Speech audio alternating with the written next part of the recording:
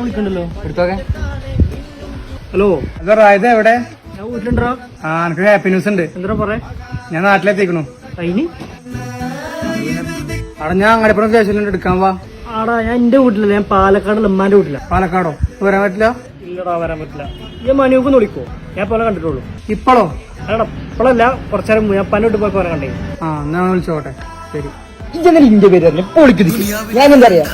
ആ എന്താ വിളിച്ചു? ഹലോ മനിയോ എവിടെ? ഞാൻ വീട്ടിലുണ്ട്. എനിക്ക് ഹാപ്പി ന്യൂസ് ഉണ്ട്. ആ പറ. ഞാൻ ഇവിടെ നാട്ടിലെത്തിക്കണു. ഓ സൂപ്പർ. നീ പറ. ഞാൻ അങ്ങാടിപ്പുറം സ്റ്റേഷനിലുണ്ട്, എടുക്കാൻ വാ. എടാ ഇന്റെ അടുത്ത് വണ്ടി ഇല്ലല്ലോ. വണ്ടി എവിടെ?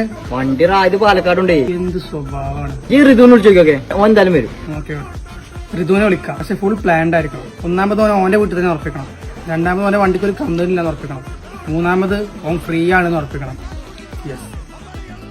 ഹലോ ഹലോ ഇത് എവിടെ? ഞാൻ വീട്ടില്. ആ ഇത് ഫ്രീയാ? ആ ഫ്രീ ആണ്. ഞാൻ വണ്ടിക്ക് കംപ്ലൈന്റ് ഒന്നുമില്ലല്ലോ. എന്ത് കംപ്ലൈന്റ്? ഒരു കംപ്ലൈന്റും ഇല്ല. അങ്ങനെയാണെങ്കിൽ ഞാൻ അങ്ങാടിപ്പുറം സ്റ്റേഷനിലുണ്ട്, ഒന്ന് എടുക്കാൻ വാ. പോരാ. ആ വാ വാ വാ. A few moments later. ആഘോഷ പ്രകമ്പനം ആഹാർമാദം